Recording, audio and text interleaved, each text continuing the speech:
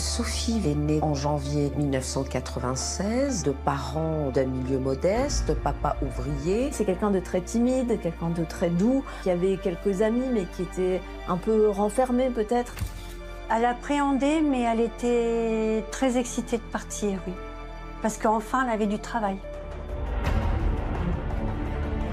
Il faut savoir qu'elle vient de province, c'était son premier voyage. Voilà, c'est un peu le monde qui s'ouvre à elle, ou en tout cas, elle essayait de s'ouvrir au monde.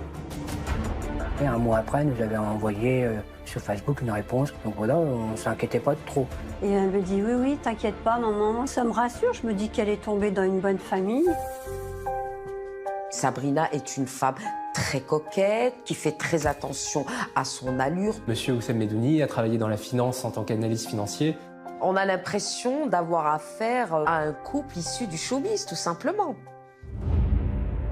Sabrina Couder imagine que Mark Walton complote contre la famille avec l'aide de Sophie Lyonnais. Et du coup, cette histoire de complot va vivre son paroxysme. Et derrière, il y a Sophie, on n'entend que son murmure, qu'un mince filet de voix, et on la sent complètement apeurée. D'entendre la voix de ma fille, d'entendre sa voix, j'ai craqué. Hein. C'est vrai que j'ai craqué. C'est un cauchemar, c'est horrible. Là, je me suis dit, c'est pas possible, mais qu'est-ce que ces gens ont fait ?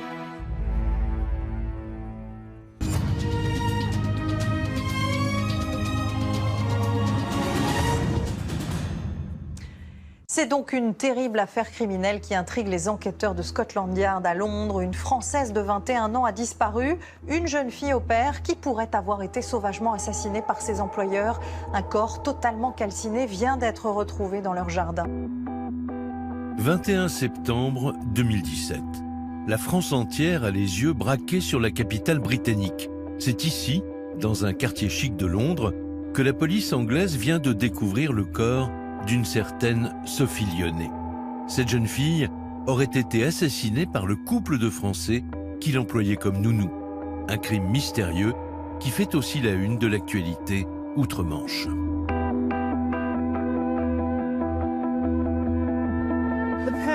Le couple soupçonné du meurtre a seulement confirmé son identité.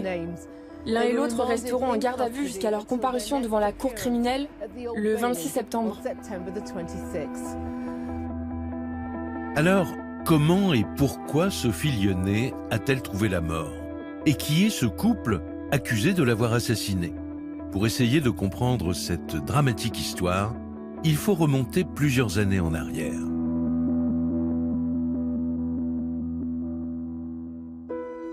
Sophie Lyonnais voit le jour au milieu des années 90 dans la région de Troyes. Sophie est née donc en janvier 1996, de parents d'un milieu modeste. C'est des braves gens, quoi. C'est des gens qui galèrent financièrement. Sophie Lyonnais n'a que 3 ans lorsque ses parents se séparent. Elle passe ensuite son adolescence auprès de sa mère, Catherine, dans le département de l'Yonne. En grandissant, elle est devenue assez timide et réservée. En fait, elle a eu du mal à s'approcher avec les autres personnes de son âge. C'est quelqu'un de très timide, quelqu'un de très doux, qui avait quelques amis mais qui était un peu renfermé peut-être. Malgré la séparation, Sophie est restée proche de son père. Quand ils se voient, Patrick Lyonnais et sa fille entretiennent une complicité presque fusionnelle. Oui, j'étais le papa poule, quoi. Elle était tout le temps gâtée pour Noël, que c'était ma fille unique. Moi, je me faisais pas des grosses payes, mais disons, je me privais pour elle, quoi. Moi, j'ai acheté une console de jeu, on faisait des parties de fou rire avec ça, quoi.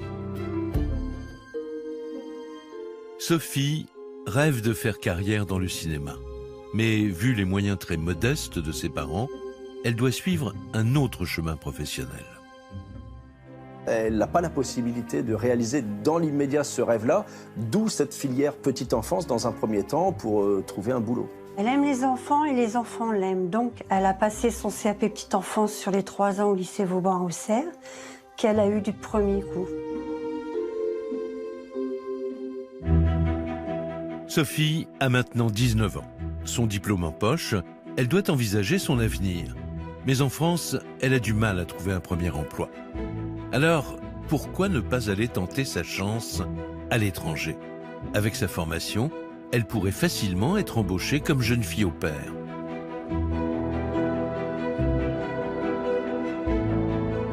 Je pense qu'elle a cette opportunité de pouvoir partir et j'allais dire plusieurs membres de la famille s'y mettent pour l'encourager justement à vivre cette expérience à l'étranger. Comme elle était un peu réservée, j'étais contente pour elle. Ça va te stimuler un peu, d'aller dans un pays étranger, de bouger un peu, donc voilà, elle était contente pour ça.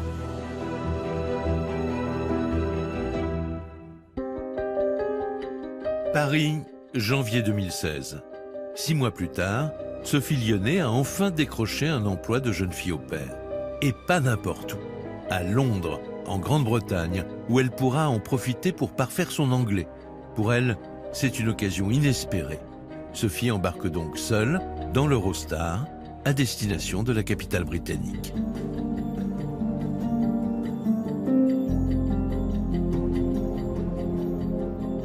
Elle appréhendait, mais elle était très excitée de partir, oui. Parce qu'enfin, elle avait du travail. C'était son premier voyage. Il faut savoir qu'elle vient de province, c'était son premier voyage. Voilà, c'est un peu le monde qui s'ouvre à elle, ou en tout cas, elle essayait de s'ouvrir au monde. Au premier contact avec Londres, c'est l'émerveillement. La jeune Française se rend à South Fields, dans le sud de la ville, là où résident ses futurs employeurs. Un endroit cossu, proche du célèbre complexe de tennis de Wimbledon. On est dans un quartier très huppé, avec des prix de location qui sont l'équivalent des quartiers chics parisiens, quoi, voilà. C'est assez familial, c'est des petites maisons très anglaises. On croise dans la rue des gens, des femmes avec leurs poussettes, il y a beaucoup d'écoles, de nurseries, donc c'est un quartier très calme en fait. C'est ici, à South Fields, au 164 avenue du Parc de Wimbledon, que réside la famille chez qui Sophie doit travailler. Une famille d'expatriés français. Un couple de prospères, un couple assez riche qui vivait dans un quartier huppé. C'est une sorte de petite famille recomposée. D'un côté, donc, on a une mère de 2 enfants, et de l'autre, un compagnon qui élève ses 2 enfants comme si c'était les siens. Les employeurs de Sophie s'appellent Sabrina Quider et Wissem Medouni. Ils ont 35 et 40 ans et sont installés en Grande-Bretagne depuis plusieurs années.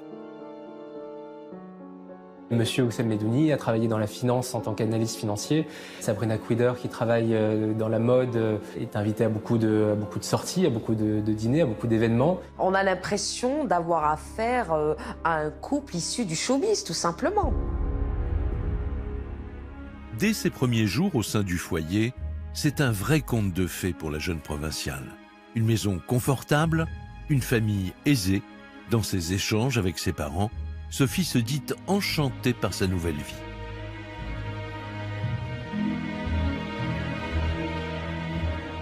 Elle me parle qu'elle s'occupe des enfants, que de temps en temps elle sort, elle va à la bibliothèque, enfin des choses comme ça. Et on voyait des images, des vidéos qu'elle nous avait envoyées ou postées. Elle avait été au muséum, elle avait visité certaines choses. Bon. Ça me rassure, je me dis qu'elle est tombée dans une bonne famille et puis que tout se passe bien comme elle le souhaite. Plus les semaines passent et plus Sophie semble épanouie. Elle est sous le charme de sa patronne, la séduisante Sabrina Quider. Sabrina est une femme très coquette, qui fait très attention à son allure, toujours impeccablement bien brochée, impeccablement bien maquillée. Sabrina a 2 fils de 4 et 7 ans, issus de 2 précédentes unions. Et le père de son fils cadet n'est pas n'importe qui. Il s'appelle Mark Walton. Dans les années 90, il a été chanteur du célèbre groupe britannique Boyzone. Boyzone, ça reste quand même Boyzone, hein. Le premier groupe de boys band emblématique qui avait fait fureur à l'époque quand même. Sabrina a vécu 3 ans d'un amour passionnel au bras de cette star internationale. Une histoire qui fascine Sophie, sa jeune employée. Elle est toute timide, elle tombe sur cette famille où la mère de famille l'éblouit un peu avec sa vie qui lui semble un peu folle par rapport à elle qui avait une vie normale.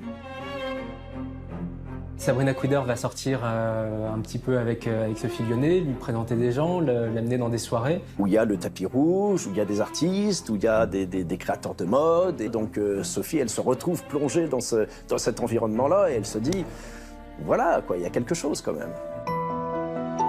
Au fil des semaines, Sophie Lyonnet est prise dans un tourbillon de mondanité. Sur ses photographies, Sabrina va même jusqu'à la maquiller et lui faire prendre la pose, à la façon d'un top modèle. Sabrina Quider l'utilise comme modèle pour du maquillage, par exemple. Elle met sa photo en ligne. On voit du reste que Sophie a subi une transformation physique. Elle n'est plus du tout la petite gamine de province qui était montée à Londres pour s'occuper des enfants. Une existence dont elle n'osait même pas rêver, un avenir qui s'offre peut-être à elle. Depuis qu'elle habite Londres, Sophie Lyonnet n'est plus tout à fait la même. Elle s'essaie même au sport de combat et semble véritablement sur un nuage.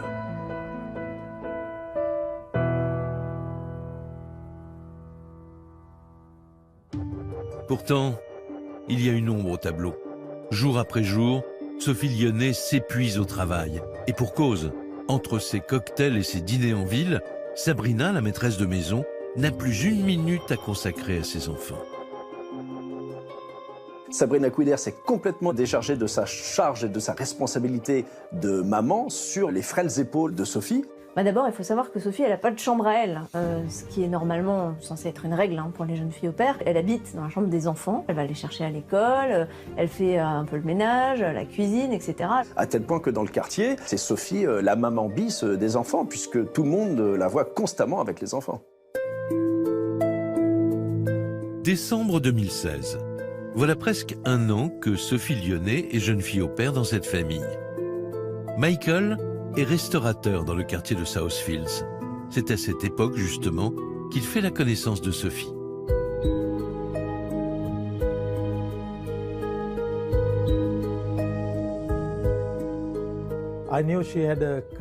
Elle avait du mal à parler anglais, mais elle s'améliorait de jour en jour et c'est devenu une cliente régulière.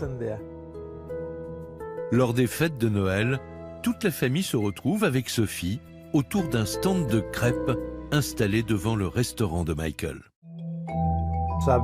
Tous ensemble, Sabrina, Wissem, Sophie les enfants, tous les gens regardaient ce couple superbe qui tenait ce stand de crêpes. Ils offrent une image idyllique du couple uni avec la nounou et les enfants.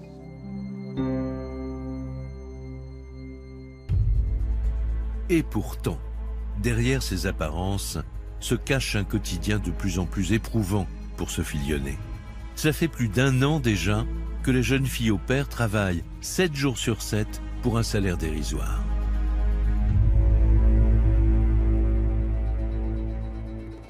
On a effectivement une grosse charge de travail finalement pour Sophie, pour un peu plus d'une 60aine d'euros par mois, ce qui ne lui permet pas de sortir, d'avoir des connaissances.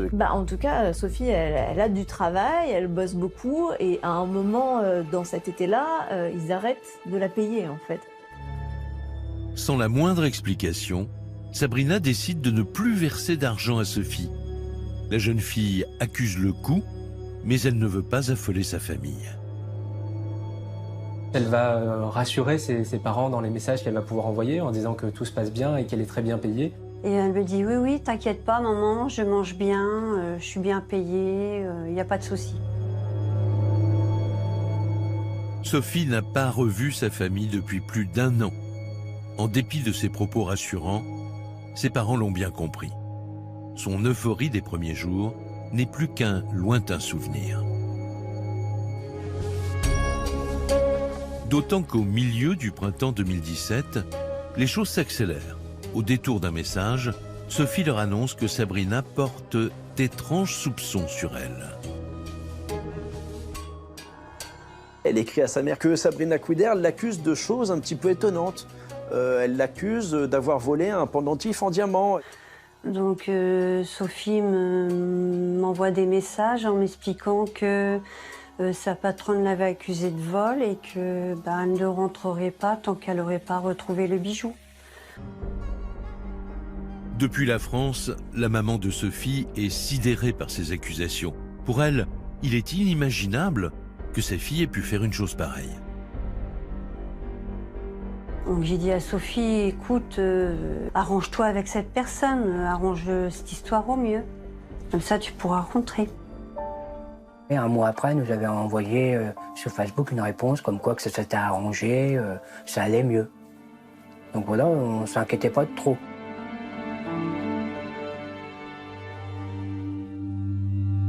Depuis qu'elle a accusé Sophie de vol, Sabrina Quider n'a plus le même comportement.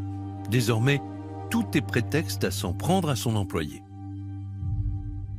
Sabrina Quider va parler de plus en plus mal à Sophie Lyonnais, va commencer à avoir des accès de colère sur Sophie Lyonnais. Et puis par la suite, le climat va vraiment se détériorer et devenir de plus en plus délétère. Dans l'intimité de la maison familiale, les brimades se font toujours plus fréquentes. Dans ces conditions, difficile pour Sophie de faire bonne figure. Il y a quand même une personne qui va remarquer un changement, c'est Michael qui va se prendre d'affection pour elle. Et puis, il va quand même sentir qu'il y a quelque chose qui cloche. Une fois, elle est arrivée et elle avait des larmes dans les yeux. Donc j'ai dit, Sophie, qu'est-ce qui ne va pas? Elle a alors dit, ma maman ne va pas bien. Elle m'a dit ça comme ça. Donc j'ai dit, pourquoi tu ne rentres pas en France? C'est à 2 heures. Tu sais, tu peux rentrer en France. Le commerçant lui propose même de lui payer son billet de train. Pourtant, Sophie hésite. Elle ne veut pas abandonner les 2 petits garçons dont elle a la charge. Ça s'explique par la personnalité de Sophie Lyonnais, quelqu'un d'introverti, comme quelqu'un de timide et surtout comme quelqu'un de loyal. Donc ça lui paraissait inconcevable pour elle de partir alors que ses employeurs avaient besoin d'elle. Puis il y a aussi le côté, je suis partie à l'aventure, je suis partie apprendre l'anglais dans un pays étranger, ça se passait super bien et puis tout d'un coup c'est une forme d'échec aussi de dire je rentre parce que ça s'est mal passé.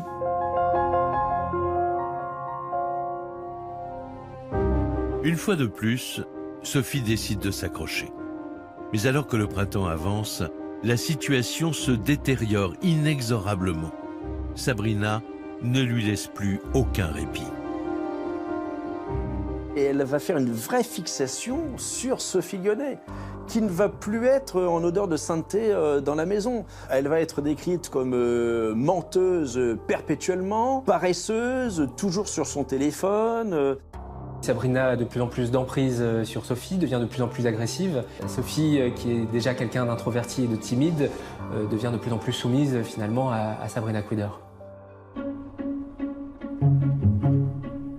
À l'extérieur, cependant, Sophie essaie de ne rien laisser transparaître. Jusqu'au jour où, devant Michael, son confident, elle finit par craquer. Un jour, elle pleurait vraiment. Je voyais des larmes couler. Alors je lui ai demandé, Sophie, qu'est-ce qui ne va pas? Elle m'a dit, Sabrina m'a frappé. Elle va lui faire cette terrible confidence, Sabrina là-bas. Et à partir de ce moment, il commence quand même à se poser de sérieuses questions quant à la personnalité de Sabrina. J'ai dit, pourquoi Sabrina t'a frappé? Parce que j'ai laissé tomber le beurre du frigo. Donc je ne voulais pas poser plus de questions que ça, parce que pour du beurre, on ne frappe même pas des enfants lorsqu'ils font ça. Accusation de vol, vexation et maintenant violence physique. 16 mois après son arrivée à Londres, le quotidien de Sophie Lyonnais est devenu irrespirable. Début mai 2017. Dans la maison, l'atmosphère ne cesse de s'envenimer. Sabrina Kouider est prise d'une nouvelle obsession, et pas des moindres. Elle accuse désormais Sophie de comploter dans son dos avec le père de son fils cadet, le fameux Mark Walton. Sabrina Kouider imagine que Sophie Lyonnais a emmené ses enfants voir Mark Walton, qu'il a peut-être abusé d'eux, qu'ensuite il s'est introduit dans la maison avec l'aide de Sophie qui aurait drogué toute la famille pour agresser le père, la mère, les enfants, tout le monde. Cette sombre histoire de complot est née un beau jour de l'imagination de Sabrina Kouider. Et même si Sophie essaie tant bien que mal de se défendre de ces terribles accusations, rien n'y fait. Sabrina y croit dur comme fer.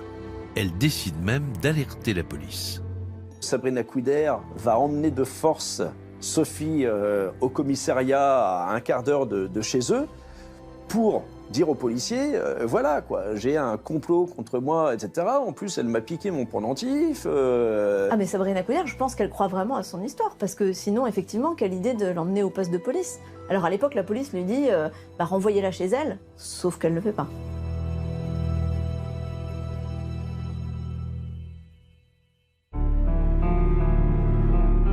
Pour Sophie, retour donc à ce huis clos étouffant.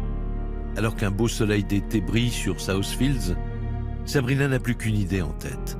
Obliger Sophie à reconnaître son implication dans cette histoire de pédophilie impliquant Mark Walton. Et Sabrina n'en démord pas.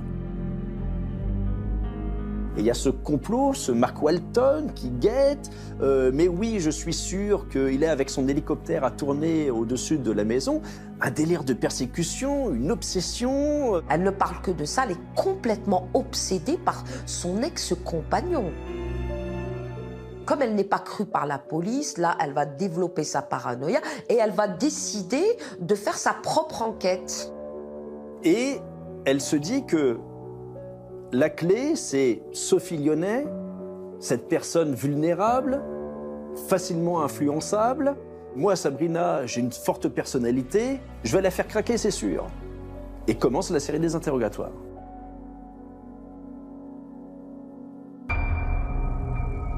C'est à ce moment précis que cette affaire bascule définitivement dans l'horreur. Si la police ne veut rien savoir, Sabrina et Wissem, eux, veulent obtenir coûte que coûte les aveux de Sophie. Et pour cela, ils organisent de véritables interrogatoires où tout sera enregistré. Pourquoi est-ce qu'ils l'enregistrent? C'est parce qu'ils veulent la dénoncer à la police pour prouver que Mark Walton est un pédophile qui a abusé de ses enfants et qui est venu agresser la famille. Donc il y a un but à ces enregistrements. Wissem Medoni se range complètement sur les arguments de Sabrina et je pense sincèrement qu'au fond de lui, à un moment, il y croit. Il y a un complot orchestré par Mark Walton et lui va s'en convaincre. Le cérémonial est toujours le même. Sophie doit s'agenouiller face à ses deux employeurs. Puis elle est méthodiquement questionnée sur ses liens supposés avec Mark Walton. Sabrina Kouider se montre de plus en plus pressante envers elle.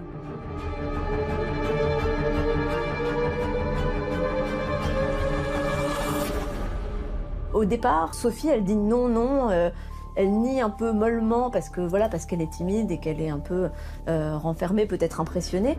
Et puis par la suite, elle est dans un engrenage où petit à petit, des pressions, une certaine manipulation mentale.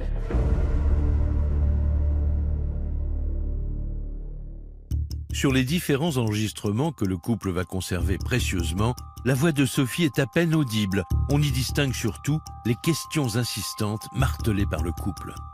On entend clairement l'un et l'autre s'agacer envers Sophie. Et de Sophie, on n'entend qu'un murmure. Il y a des questions qui reviennent 15 fois. Where's the house? Où est la maison? Où est la maison? Où est la maison où tu as emmené les enfants? Il le répète peut-être 15, 20 fois. Et puis on entend clairement dans les enregistrements des claques.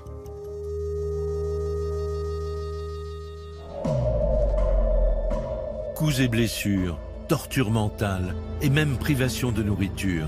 Tel est devenu le quotidien de Sophie à Londres en ce début septembre 2017. 3 mois après que la situation ait commencé à dégénérer, elle doit se soumettre chaque jour à ces interrogatoires. On voit de moins en moins Sophie. Et les rares fois qu'on la voit maigre, on la voit mal dans sa peau. Au fil du temps, elle va bien évidemment dépérir. On est loin de la petite jeune fille coquette. D'ailleurs, c'est même pas Sophie qui emmènera les enfants à l'école à la rentrée scolaire. Et là, ce sera étonnant pour le quartier parce qu'on avait l'habitude de voir Sophie constamment, justement, avec les enfants. Et là, on commencera à se poser des questions.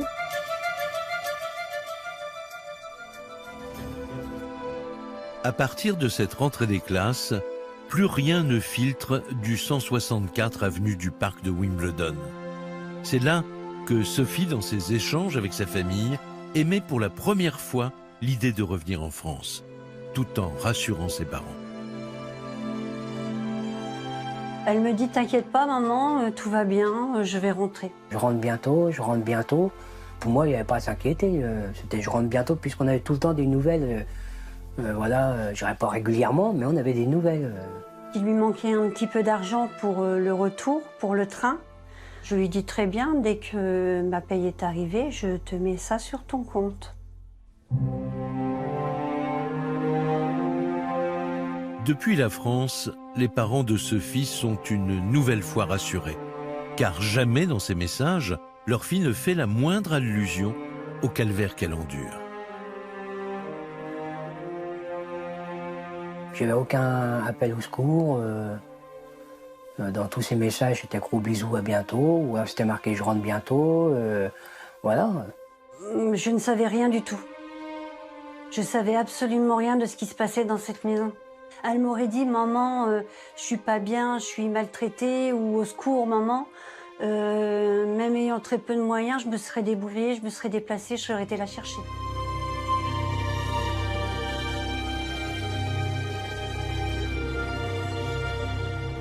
Les parents de Sophie sont loin d'imaginer qu'à Londres, le cauchemar continue.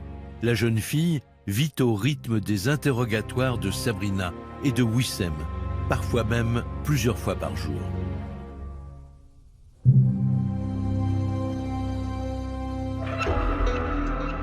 Jusqu'à ce 18 septembre 2017. Ce soir-là, Sophie Lyonnais est prête à tout pour que cela s'arrête.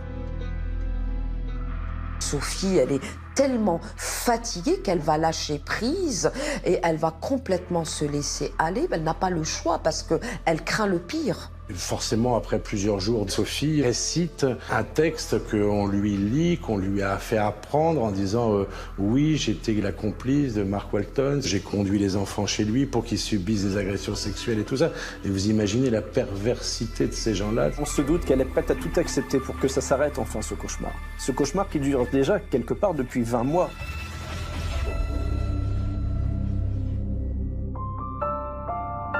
19 septembre 2017 dans le paisible quartier de Southfields.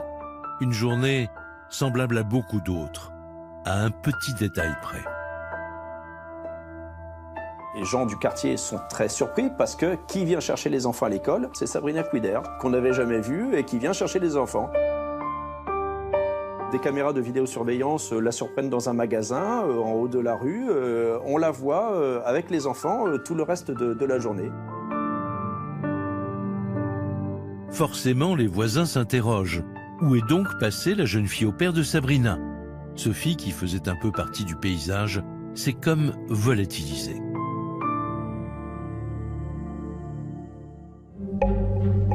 Et c'est le lendemain après-midi, 20 septembre, que l'impensable va se produire. Car visiblement, il se passe quelque chose d'inhabituel au numéro 164. Ça se passe en début d'après-midi et en fait il y a beaucoup de fumée. En fait, c'est ça qui alerte les voisins. Vers 18 h, les pompiers sont appelés parce qu'il y a un feu qui dure depuis 4 heures. Quelques minutes plus tard, les pompiers sont sur place. Et eux aussi sont intrigués par l'épaisse fumée qui se dégage. Ils toquent à la porte du jardin, en fait, parce que c'est une maison avec un petit jardin fermé. Et puis, ils demandent qu'est-ce qui se passe, etc. Et donc, Wissem Medouni répond je suis en train de faire un barbecue. Les pompiers se rendent compte très vite qu'il ne s'agit pas d'un simple barbecue.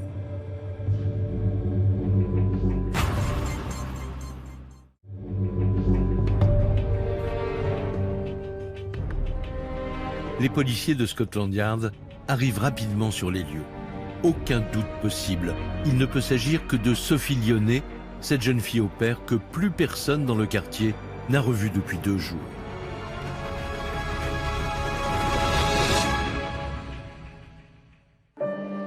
Sabrina Quider et Wissem Medouni sont placés en garde à vue. Il faudra plusieurs auditions aux policiers britanniques pour reconstituer la fameuse soirée du 18 septembre. Et voici ce que le couple raconte aux enquêteurs. Un récit pour le moins glaçant. Voilà plusieurs heures que Sophie est violentée sans relâche par le couple. La jeune fille ne respire plus. Elle s'est manifestement noyée dans la baignoire. Et bien là, du coup, ils se demandent effectivement que faire de ce corps et ils se mettent d'accord, ils vont le mettre dans une valise. Mais comment se débarrasser de cette valise? Après 2 jours de réflexion, le couple passe à l'action. Pendant que Sabrina promène les enfants, Wissem achète de quoi préparer un feu. Leur idée est très simple. Ils veulent faire brûler toutes les traces du crime qu'ils viennent de commettre. Vêtements, ordinateur portable, effets personnels et bien sûr, la valise compromettante. Rien n'est laissé au hasard par Wissem Medouni. Tout ce qui appartenait à Sophie s'enflamme instantanément. C'est un bûcher. C'est vraiment un bûcher dans le jardin qu'on essaye de faire à l'abri des regards. Un couple au-dessus de tout soupçon, accusé du meurtre sordide de sa jeune fille au père. Cette affaire aux ingrédients hors du commun fait aussitôt les gros titres. L'onde de choc se propage partout en Grande-Bretagne. Et bien évidemment jusqu'en France, où les parents de Sophie découvrent le long calvaire enduré par leur fille. J'ai appris toute l'histoire de Sophie, tout ce qui se passait dans cette maison, toutes ces horreurs. C'est un cauchemar, c'est horrible. Là, je me suis dit, c'est pas possible, mais qu'est-ce que ces gens ont fait?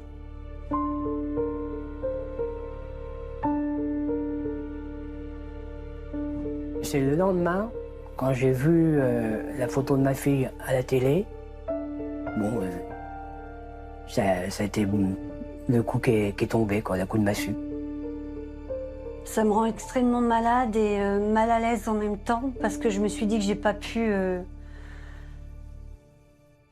pas pu la faire revenir. Quelques jours plus tard, les parents de Sophie sont convoqués à Scotland Yard. Les policiers britanniques leur présentent les pièces à conviction. La police londonienne leur apprend qu'une vidéo a été saisie dans la maison, celle du dernier interrogatoire de Sophie. Des images filmées par ses tortionnaires juste avant sa mort. Comme m'a dit sa maman quand elle a vu la vidéo, elle m'a dit, on voit ta fille en pleurs, les dernières images de ta fille, c'est on la voit en train de pleurer. On voit Sophie ayant perdu, je sais pas, 10, 15, 17 kilos. Elle semble très mal et elle va parler d'une toute petite voix. J'ai été très touchée de ces enregistrements, ça m'a fait très très mal au cœur. Alors que Scotland Yard se concentre sur la scène de crime, les policiers français sont chargés d'une enquête de personnalité. Ils convoquent la famille des 2 suspects. Première interrogation, qui est vraiment Sabrina Quider?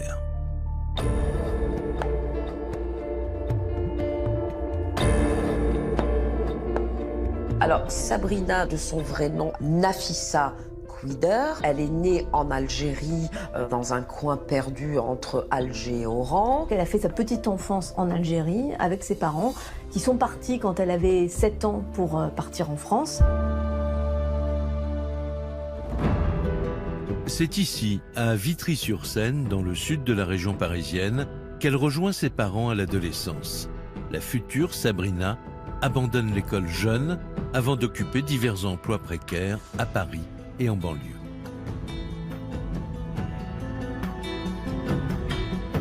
Le décor, c'est vraiment les bars HLM. On est quand même loin de l'avenue Montaigne ou du faubourg Saint-Honoré. À 19 ans, pour se faire de l'argent, elle vend des crêpes et des bonbons. Donc on n'est pas dans un milieu forcément très, très avantagé. Sabrina Quider n'aura plus dès lors qu'un seul but dans la vie, échapper à tout prix à sa condition sociale.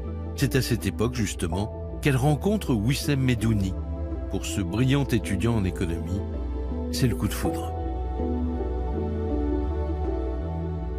Donc, elle a quelque chose, visiblement, une beauté extraordinaire qui fait qu'on s'arrête sur elle. Wissem Medouni qui dit « j'ai gagné à l'euro-million » quand il a réussi à décrocher un rencard avec elle. Il tombe raide dingue d'elle, fou amoureux, et à ce moment-là, sa vie va basculer. Entre Wissem et Sabrina, c'est le début d'une relation tumultueuse qui va durer près de 20 ans. En France d'abord, puis en Grande-Bretagne. Ça a été une relation qui a été ponctuée de séparation, où parfois ils se remettaient ensemble, et puis après ils se sont retrouvés à Londres à partir de 2013. La relation se crée en 2001, jusqu'à aujourd'hui, et entre les deux, elle va avoir 2 enfants de 2 pères différents, par exemple. C'était plutôt elle qui décidait, qui avait le dessus, et qui en faisait un peu à sa tête avec aussi d'autres hommes que lui. Wissem va ainsi demeurer toute sa vie sous l'emprise de Sabrina Kouider. Sabrina dont les enquêteurs vont découvrir au fil des témoignages un autre visage, celui d'une femme instable qui a fait plusieurs séjours en hôpital psychiatrique.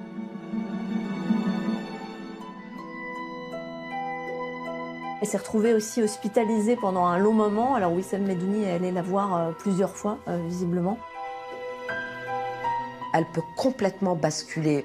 Certains parlent même de bipolarité quand même. Elle peut avoir des accès comme ça de panique ou de furie où elle est complètement incontrôlable.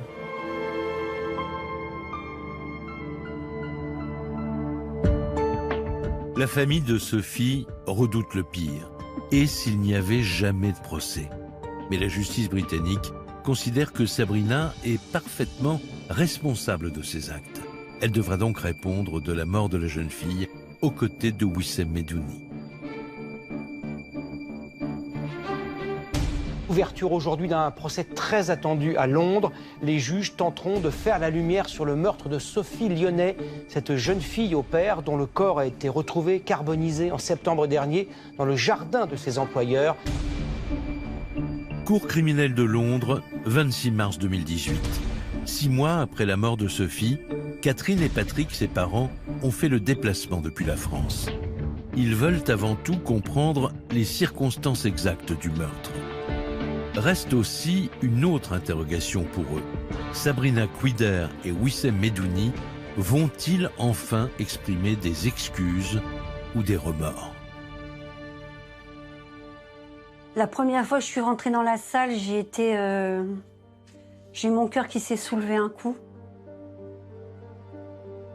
J'avais un peu peur quelque part. Peur de tout ce qui allait se passer à l'audience, de tout ce qui allait se dire à ce procès. Dès l'ouverture des débats, les 2 accusés sont sous pression. Sabrina doit faire face pour la première fois aux parents de Sophie. Je n'arrêtais pas de la fixer. Elle s'est retournée quelques fois vers moi. Moi, je la fixais droit dans les yeux en lui disant voilà, je suis là, maintenant, dis-moi la vérité. Sabrina, elle est toujours égale à elle-même, toujours apprêtée, coquette. Elle était bien coiffée, bien habillée, pas trop maquillée, parce que je ne sais pas si elle avait trop de maquillage, mais elle était quand même bien. Sabrina paraît décidée à contester point par point toute l'accusation, contrairement à son co-accusé.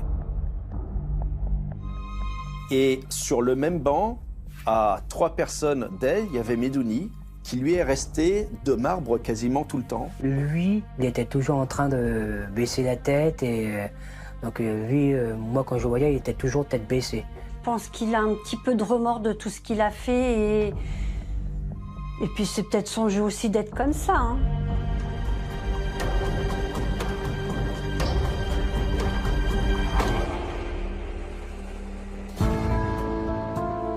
Très vite, les 2 accusés se retrouvent dos au mur. Car d'après Scotland Yard, la thèse du complot imaginé par Sabrina Kouider ne tient pas la route. Son ex-compagnon Mark Walton n'a jamais eu le moindre lien avec Sophie Lyonnais. On sait que Walton n'est pas venu en Angleterre parce qu'on l'a vérifié. Il n'est pas venu en Angleterre du tout à cette époque-là. Tout le monde sait que Mark Walton vit aux États-Unis. Il n'avait aucun contact avec la jeune fille. Là, on est en plein délire. Ce qui est quand même tout à fait incroyable, c'est qu'à la barre du tribunal, Couder et Medouni croient encore fermement au complot. La théorie du complot. Tout au long du procès, ce sera la seule et unique ligne de défense du couple. Malgré les preuves qui l'accablent, Sabrina va même jusqu'à contester toute maltraitance envers Sophie.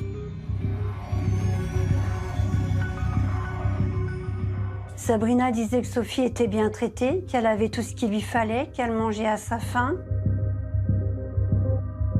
Alors que, on m'excuse, mais la dernière vidéo que j'ai vue de ma fille avant sa mort, ma fille était en état d'anorexique, donc ma fille a été privée de nourriture pendant combien de temps? Ensuite viendra l'énumération des violences subies par Sophie, un véritable supplice pour ses parents. Le papa de Sophie, il veut plus trop assister à l'audience parce qu'il en est plus capable vu ce qu'il entend et vu ce qu'il y voit. Sa maman, c'est différent. Elle y va parce que elle a besoin d'y aller. Je voulais absolument la vérité, rien que la vérité. Je suis venue à ce procès rien que pour ça, pour entendre la vérité. Pourtant, pendant ces 6 semaines d'audience, la famille de Sophie n'apprendra rien de plus. Alors qu'il reste encore une question centrale. Sabrina Couder ou Wissem Medouni, lequel des deux accusés lui a donné la mort? La réponse ne viendra ni des accusés, ni de leurs avocats, qui refusent de s'exprimer devant les médias. Ce sera donc aux jurés de trancher.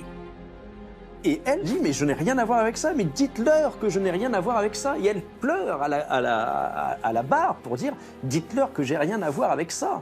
Sabrina Couder vient dire que Wissem Medouni a continué ses interrogatoires et qu'elle allait se coucher. Elle dit, c'est lui qui l'a tué, on l'a pas tué ensemble.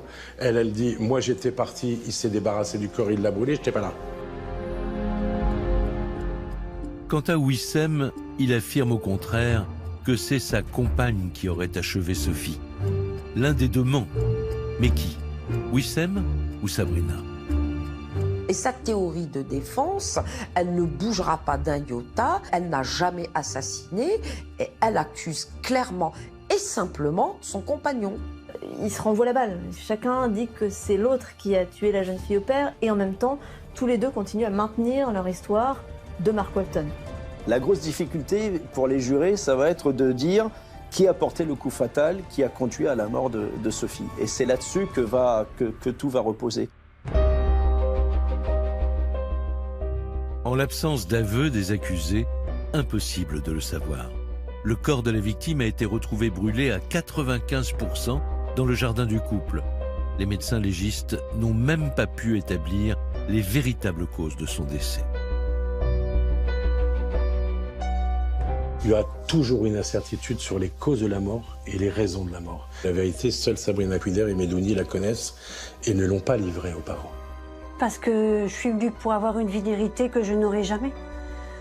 Donc je serai mal, j'irai pas toute ma vie, mais presque, puisque cette vérité, j'avais besoin de la connaître. Et au final, j'en sais qu'une partie.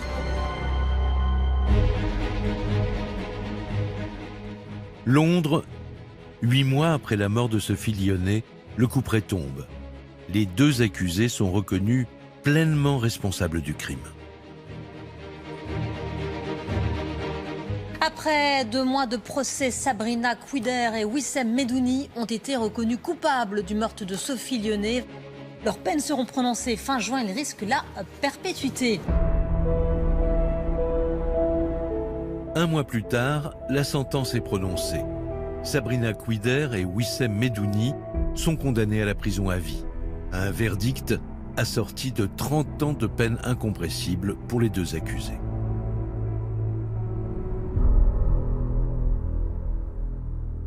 Et pour moi, ils sont coupables tous les deux et ils méritent d'être punis jusqu'à la fin de leur vie. Tout ce que je souhaite, c'est qu'ils restent en tôle et que Sophie les honte toute leur vie, quoi.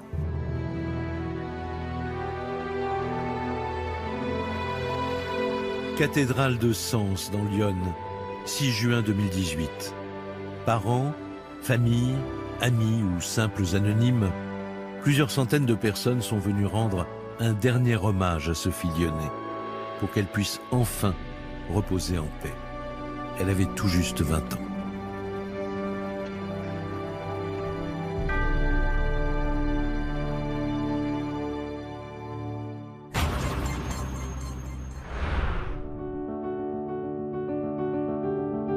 C'est un papa très chaleureux, vraiment bienveillant. Il a toujours été là, oui, absolument. Jean-Luc, il est grand, il est imposant, il est très respecté. Mon petit frère Vincent donc, va appeler notre père le 27 mai au soir. Et il tombera sur la messagerie. La personne que vous essayez de joindre n'est pas disponible. Il n'arrive plus à avoir son père au téléphone. Il se passe quelque chose, ça ne ressemble pas à Jean-Luc. Je me suis imaginé qu'il avait été enlevé et séquestré. C'est quelqu'un qui avait de l'argent, qui n'hésitait pas à le montrer. D'avoir autant de cash, c'est que il n'y a pas un trafic parallèle. On a quand même, je ne sais pas combien de gendarmes qui cherchent Jean-Luc, ils ratissent toute la région. La voiture de Jean-Luc, elle est retrouvée en Suisse avec la vitre explosée. Les analyses vont mettre en évidence d'importantes traces de sang, notamment dans le coffre. Donc là, on bascule sur une affaire criminelle, forcément.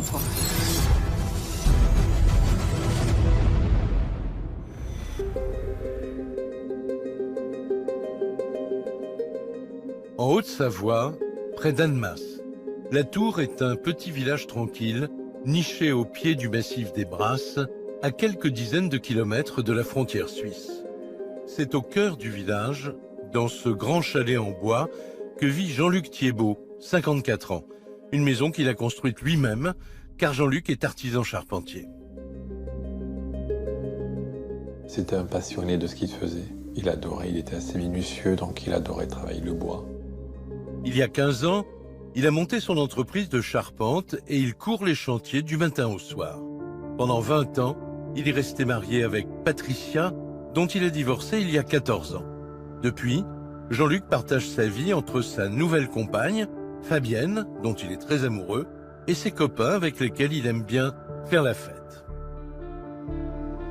C'est quelqu'un de très populaire, très joyeux, très jovial. Voilà l'image qu'on peut avoir de Jean-Luc, à la fois un travailleur et un fêtard. Mais avant de sortir s'amuser, il y a un rituel auquel Jean-Luc ne déroge jamais. Le coup de téléphone à son fils, le petit dernier. Loïc et Adrien, les deux aînés, ont déjà pris leur indépendance. À 14 ans, Vincent, lui, habite chez sa mère, à 600 km de là. Et chaque soir, il appelle son père pour lui raconter sa journée. Là, c'est un amour inconditionnel. Tous les jours, il faut qu'il s'appelle. Tous les soirs, tous les soirs. Le 27 mai 2014, avant de se coucher, Vincent appelle son père comme d'habitude. Mais ce soir-là, personne ne décroche.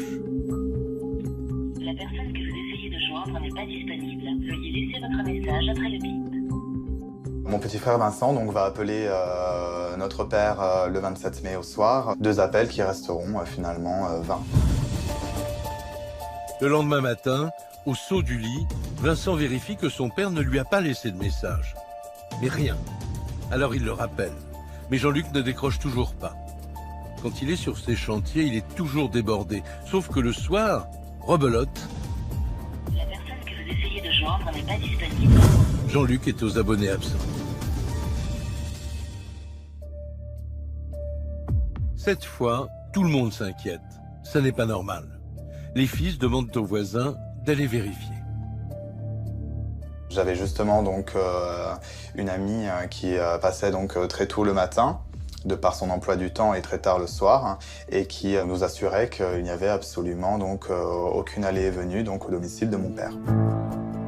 Mais alors, où est Jean-Luc? L'inquiétude monte encore d'un cran quand ses fils apprennent qu'il n'est pas allé travailler ce matin-là. Il a un chantier qui est en cours. Il doit s'y rendre le 28 mai 2014 et il ne se rend pas sur son lieu de travail alors que ce n'est absolument pas dans ses habitudes. S'il ne peut pas être présent, il prévient. Que ce bosseur acharné ait laissé un chantier en plan sans prévenir, c'est absolument impensable. Ses fils sont persuadés qu'il lui est arrivé quelque chose.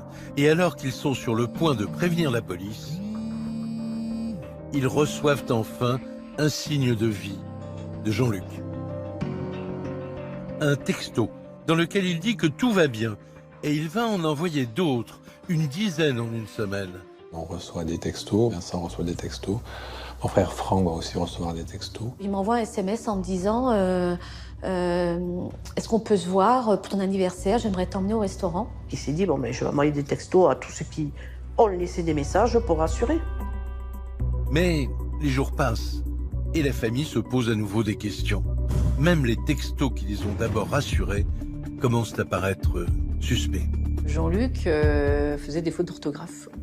Donc c'est vrai que les SMS qui vont être reçus par la suite seront sans faute d'orthographe. Je les trouve différents, effectivement, de ceux que je recevais avant.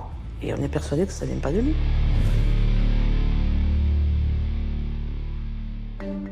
Cela fait maintenant 10 jours que Jean-Luc a disparu de la circulation. Le 8 juin 2014, Vincent, le plus jeune de ses fils, accompagné de sa mère, car il est encore mineur, prend la décision de faire un signalement. Patricia et Vincent, oui, vont se rapprocher de la gendarmerie, donc du village où ils habitent, pour aller expliquer qu'il y a un souci et qu'il faudrait s'en inquiéter. Les gendarmes de Béziers, dans le sud de la France, prennent contact avec leurs collègues de la Tour, le village où habite Jean-Luc. Immédiatement, ils prennent ce signalement très au sérieux. Le jour même, une équipe se rend au domicile de Jean-Luc. La maison est en ordre, pas de traces de lutte, pas de porte ou de volet forcé. D'emblée, ils écartent la piste du cambriolage. Pourtant, dans la cuisine, un élément attire leur attention. Il y a quelques indices qui laissent apparaître comme un départ précipité, puisqu'on retrouve notamment un plat cuisiné qui est moisi. C'est pas dans ses habitudes, puisque c'était quelqu'un de très ordonné. Il fallait que ça soit nickel. Et là, qu'on ait trouvé ce plat et moisi, c'est qu'il est parti précipitamment. Qu'a-t-il bien pu se passer pour que Jean-Luc parte sans ranger la vaisselle? Une urgence? Un coup de tête? On va rapidement s'apercevoir que le véhicule automobile de M. Thiebaud a disparu. Il a 2 véhicules automobiles, une Audi, une BMW. On s'aperçoit que la BMW n'est plus garée dans la cour. Sans doute est-il parti avec. Mais en s'approchant du second véhicule garé devant la maison, les gendarmes remarquent un élément qui va changer le cours de l'enquête. Le portefeuille de Jean-Luc est posé sur le siège avant. Pourquoi son portefeuille est là et lui il n'est pas là? S'il y a sa carte bleue dedans, dans le portefeuille, comment il fait pour payer l'essence ou l'autoroute ou je sais pas quoi, ou aller manger quoi. Ce qui laisse supposer que M. Thiebaud n'est pas parti en vacances, puisqu'à ce moment-là il aurait pris ses effets personnels. Immédiatement, les enquêteurs se mettent au travail. Ils commencent par interroger les proches. Jean-Luc a-t-il des ennemis qui lui voudraient du mal? Sur cette question, ses proches sont unanimes. Mon père ne connaît pas d'ennemis. C'est que c'est quelqu'un de jovial, de chaleureux, de sociable, d'investi, de respecté, de populaire. Il ne connaît pas d'ennemis. Pour trouver les raisons de sa disparition, les gendarmes vont alors fouiller son passé. Nous sommes une famille, une fratrie de 7 enfants. Jean-Luc est l'aîné des garçons et je suis le dernier. Il est grand, il est imposant, il est très respecté. Donc forcément, On le regarde avec un peu d'admiration.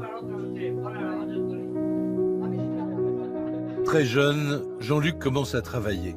Habile de ses mains, il se lance d'abord dans un apprentissage de mécanicien, puis de charpentier. C'est à cette époque qu'il rencontre Patricia.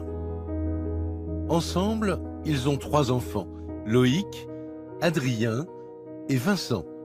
C'est un papa très chaleureux, vraiment bienveillant, soucieux de l'éducation de ses enfants, donc vraiment à mettre le nez dans les devoirs, sur le cahier d'école et des résultats, donc quels qu'ils soient. Donc il a toujours été là, oui, absolument.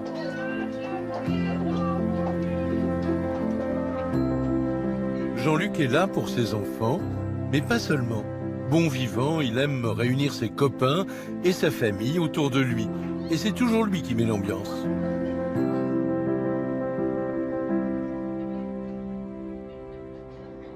Mais ce bonheur ne va pas durer. En 2004, après 20 ans de mariage, Jean-Luc et Patricia divorcent. Jean-Luc se retrouve seul, il rencontre des femmes, mais rien de sérieux.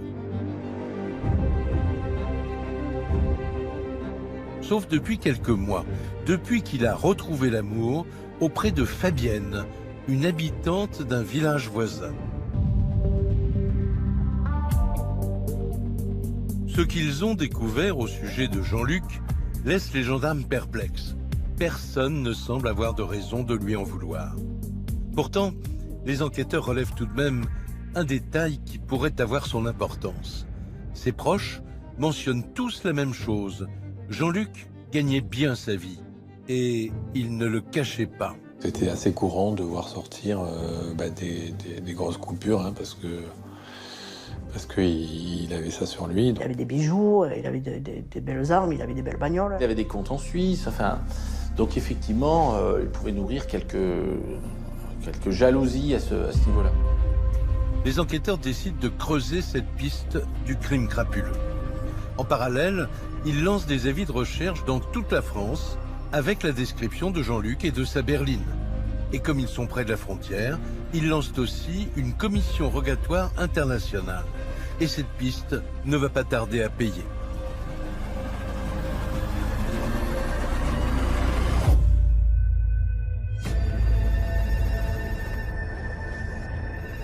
Deux heures plus tard, en effet, ils reçoivent un retour de leurs homologues suisses. Et les nouvelles ne sont pas bonnes. Il y a 8 jours, ils ont retrouvé une voiture à Genève, dans le quartier malfamé des Avanchés, au pied de cet immeuble. Et c'est celle de Jean-Luc. Les plaques d'immatriculation ont disparu, elles ont été enlevées, et les clés se trouvent sur le contact. Les vitres sont brisées et des taches sombres maculent les sièges. Elle est immédiatement passée au Blue Star, un révélateur de traces de sang. Des analyses vont être effectuées dans le véhicule et vont mettre en évidence d'importantes traces de sang, notamment dans le coffre. Et donc là, on bascule sur une affaire criminelle, forcément, quoi. Après analyse, il s'avère qu'il s'agit bien du sang de Jean-Luc. Et vu la quantité, les gendarmes ont peu d'espoir de le retrouver vivant. Cette fois, ils n'ont plus de doute. Jean-Luc a été tué. Reste à savoir par qui.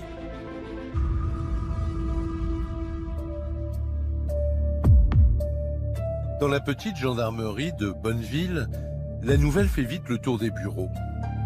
Un enquêteur se manifeste immédiatement. La mort de Jean-Luc a peut-être quelque chose à voir avec une autre affaire dont il s'est occupé 10 jours plus tôt. Le 28 mai, le lendemain de la disparition, il a été appelé dans la zone artisanale du Tannet, à proximité de chez Jean-Luc. Au petit matin, un employé d'une entreprise de pièces mécaniques a découvert une mare de sang sur le parking. On va retrouver également des débris de verre, qui contiennent un numéro de série présent sur la vitre. Et une recherche sur les numéros de série ne tarde pas à déterminer que le verre retrouvé sur le parking correspond bien à la vitre de la voiture de Jean-Luc, retrouvée en Suisse. Le parquet ouvre une instruction pour assassinat. Pour les enquêteurs, Il s'agit maintenant de trouver qui pouvait en vouloir à Jean-Luc et pourquoi.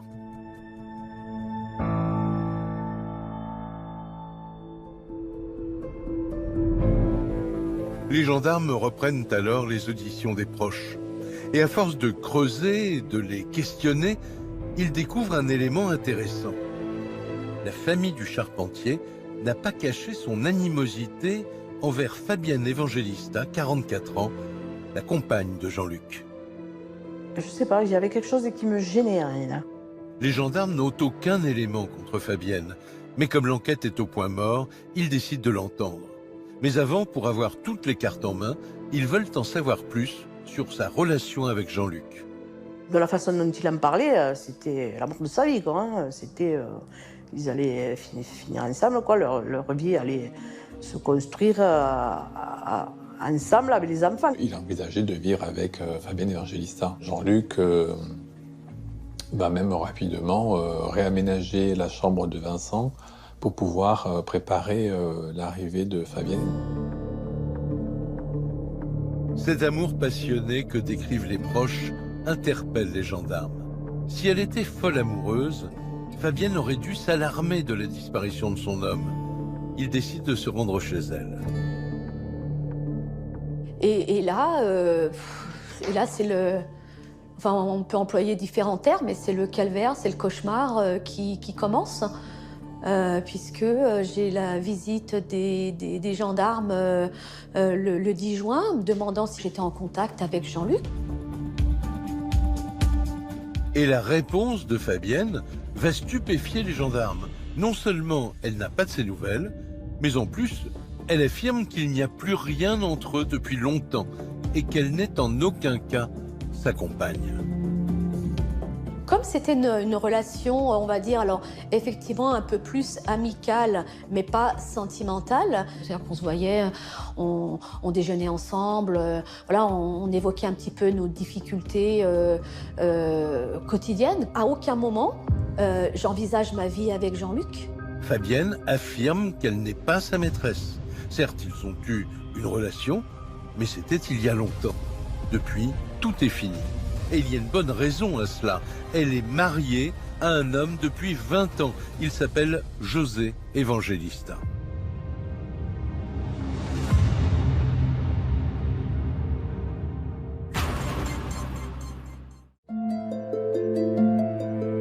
Les gendarmes n'en reviennent pas.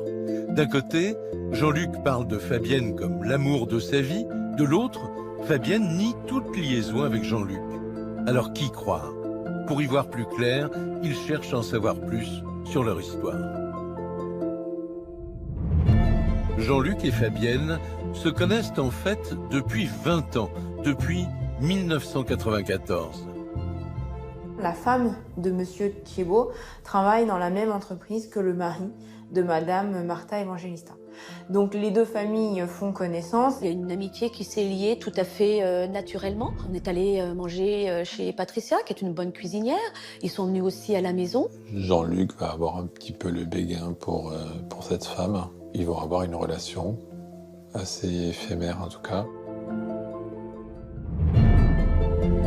Il est venu un matin, à 7h du matin, en me disant « je viens boire le café ». Et puis, voilà, on a eu une relation intime. Moi, je l'ai toujours considéré comme une erreur. L'inconvénient, c'est que lui, il ne l'a pas perçu comme ça. À l'époque, si Jean-Luc et Patricia sont déjà mariés depuis 10 ans, Fabienne et José ne sont que fiancés. Et cet adultère va mettre leur mariage en péril. Car Jean-Luc avoue son infidélité à sa femme. Patricia va en parler directement à José Evangelista, donc dans les jours qui suivent au travail. Effectivement, on a eu beaucoup de discussions. José a eu des doutes. Hein. Le mariage a été un petit moment remis en question. Et puis, il a très bien compris que c'était une erreur, que je n'éprouvais aucun sentiment pour Jean-Luc et que l'homme avec qui je veux faire ma vie, c'est lui. En juillet 1997, Fabienne se marie malgré tout avec José. Patricia et Jean-Luc font alors partie des invités. Il est même le chauffeur officiel des mariés.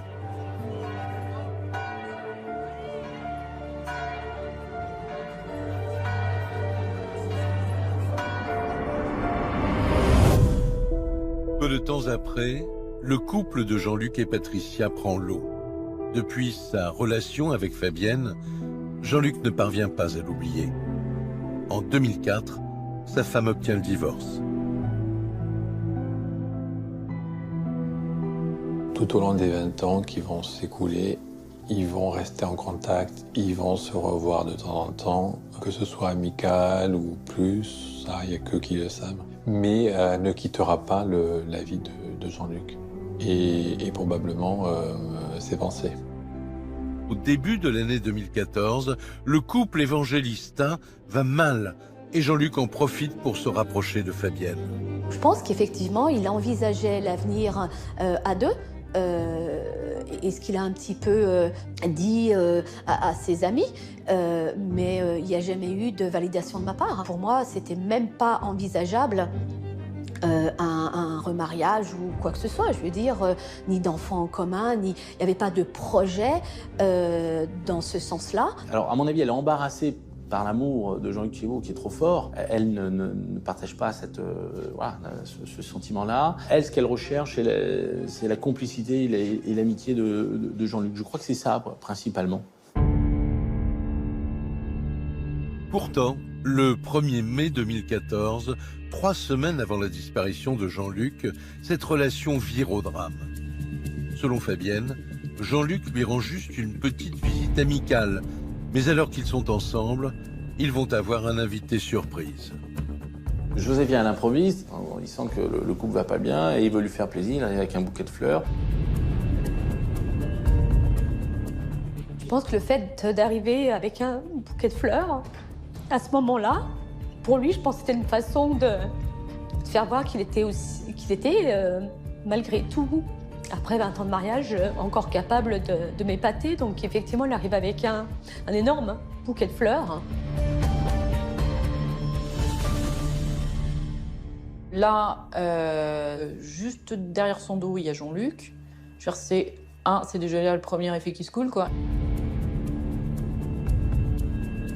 Je pense que pour José, ça a été une trahison de ma part.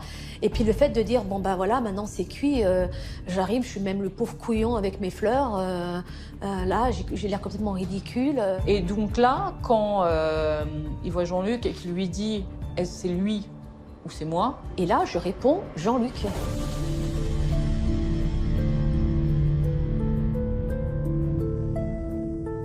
Même encore aujourd'hui, je suis pas capable d'avoir une réponse, enfin une explication à ce choix. Quand j'ai dit ça sera Jean-Luc, juste après avoir dit ces mots, je me suis dit mais pourquoi? J'ai pas de sentiment pour lui. Pour les enquêteurs, l'histoire prend une toute autre tournure. Une histoire passionnelle qui se termine en drame, ça ne serait pas la première fois. Fabienne pourrait-elle être pour quelque chose dans la disparition du charpentier? Aurait-elle souhaité se débarrasser de ce Jean-Luc un peu trop envahissant à son goût? Les enquêteurs l'interrogent à nouveau, mais elle a un alibi en béton. Le soir des faits, elle se trouve à un cours de danse. D'ailleurs, elle s'attarde un peu, elle se confie à sa prof de danse, elles sont copines. Donc elles sortent ensemble de la salle et sur le trottoir, elles discutent. Un bon moment, 10 minutes, un quart d'heure, selon l'une ou selon l'autre. Il apparaît évident qu'elle ne peut pas avoir été mêlée à ça. Les autres danseurs attestent également de la présence de Fabienne ce soir-là jusqu'à plus de 22 heures. Elle est mise hors de cause. Mais les gendarmes ne renoncent pas. Ils sentent qu'ils touchent au but. Alors ils continuent à interroger Fabienne et leur ténacité va payer. Elle leur raconte en effet que la veille, elle s'est disputée avec José. Il lui a fait une crise de jalousie parce qu'elle s'inquiétait de la disparition de Jean-Luc. Là, il me dit, de toute façon, je l'ai croisé, il m'a énervé, on s'est battu, je l'ai planté. Les gendarmes n'en reviennent pas. José aurait avoué à sa femme avoir tué Jean-Luc, par jalousie. Mais sur le coup, Fabienne n'y a pas cru. Ça m'a fait, à la limite, sourire parce que, bon ben voilà, c'est encore quelque chose qui me dit pour me faire mal. En me disant, ben voilà, j'ai tué ton ami, donc voilà, maintenant, tu t'intéresses à moi. Donc elle dit qu'elle n'a pas pris ça au sérieux parce que voilà, José, c'est pas du tout sa nature, mais quand même, elle va donner cette information aux gendarmes. Mais pour les gendarmes, ce scénario est parfaitement crédible. Après tout, José a subi un affront terrible, sa femme lui en a préféré un autre, et ils imaginent que fou de jalousie, il aurait pu tuer son rival. Les gendarmes en savent suffisamment. Ils décident de l'interpeller.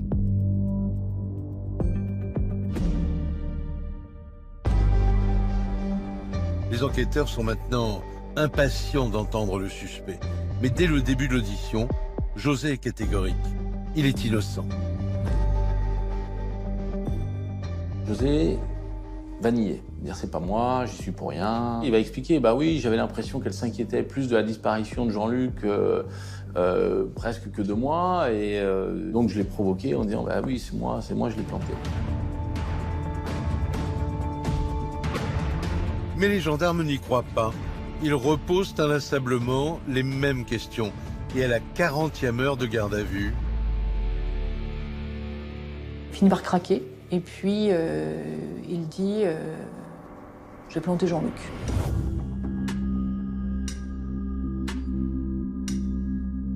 Le récit est assez étrange. Il se serait croisé par hasard, se serait retrouvé sur le parking de l'entreprise Bardel.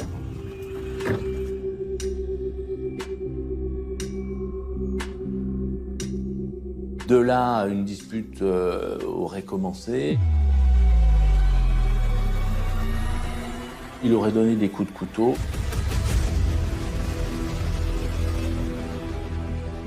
Mais il explique qu'il le laisse sur place vivant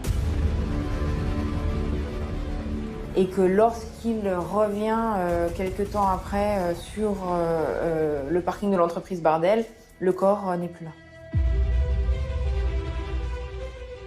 Il décrit des coups de couteau accidentels, mais aucunement la volonté de le tuer.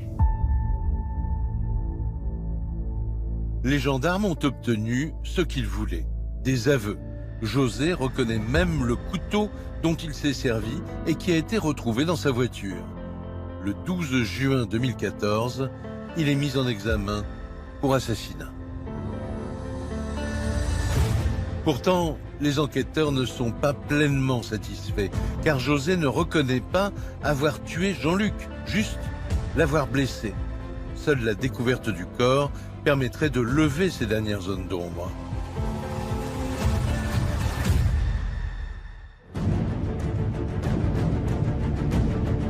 Dès le lendemain, 15 jours après la disparition de Jean-Luc, des recherches commencent et les grands moyens sont déployés.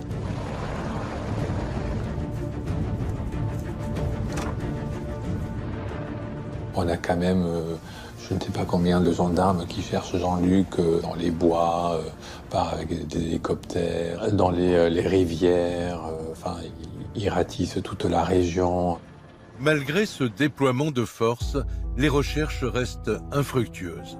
Les gendarmes commencent à se dire qu'ils ne retrouveront jamais le corps de Jean-Luc. Mais à la fin du mois de juin, il va y avoir un rebondissement incroyable. Un coup du sort inespéré. Ils vont se présenter au domicile des Martha Evangelista pour leur remettre une convocation. À ce moment-là, les chiens de la gendarmerie sortent du véhicule pour faire leurs besoins. Et l'un des chiens va se diriger tout droit dans un sous-bois. Un sous-bois que les gendarmes n'avaient pas fouillé, car c'est le dernier endroit où ils pensaient trouver le corps, au bout du jardin des Evangelistas, à quelques centaines de mètres seulement de leur maison.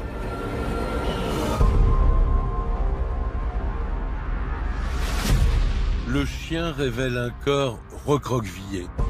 Un corps vêtu d'un jean, d'une chemise et de Santiago, la panoplie de Jean-Luc.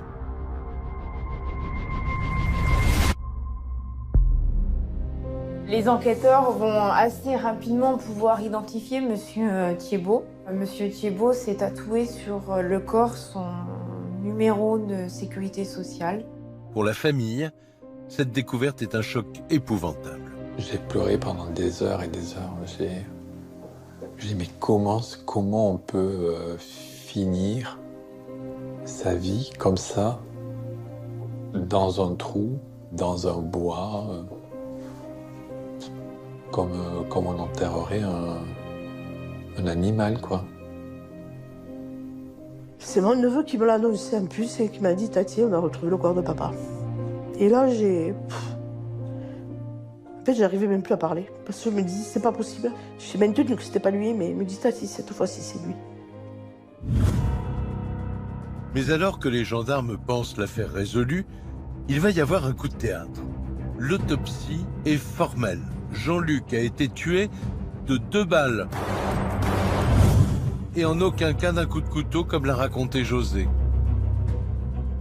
José n'a pas d'arme. L'enquête montre qu'il n'a contacté personne pour trouver une arme, qu'il n'avait aucun de ses effets et qui était maculé de poudre. Et il va y avoir un rebondissement. Depuis sa prison, José revient sur ses aveux. Il affirme qu'il est innocent, qu'il a avoué à cause de la pression des gendarmes. Les enquêteurs commencent à se poser des questions. Et s'il se trompait? Et si ce n'était pas José le coupable? Les analyses de téléphonie vont balayer leurs doutes. À partir du 27 mai, à partir de 22 h, on s'aperçoit qu'il y a une similitude entre le téléphone de M. Thiebaud et le téléphone de M. Evangelista. Les deux téléphones vont se suivre géographiquement. On va avoir un téléphone qui, très tôt le matin, va borner en Suisse, tout comme le téléphone de M. Martin Evangelista. Le téléphone part au même moment, arrive au même moment, sur les mêmes relais, ou en tout cas sur le même secteur géographique.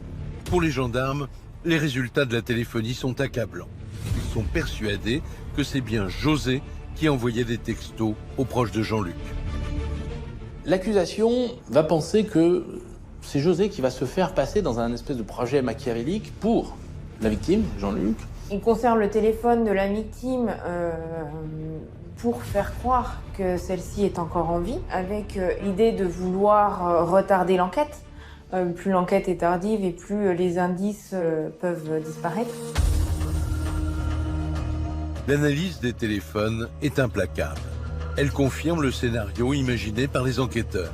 José Evangelista a bien tué Jean-Luc, enterré le corps dans son jardin, puis abandonné la voiture en Suisse.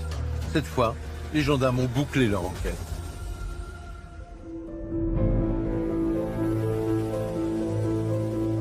Deux ans et demi plus tard, en novembre 2016, José Evangelista comparaît devant la cour d'assises de Haute-Savoie à Annecy. La grande question, c'est de savoir s'il va avouer avoir tué Jean-Luc.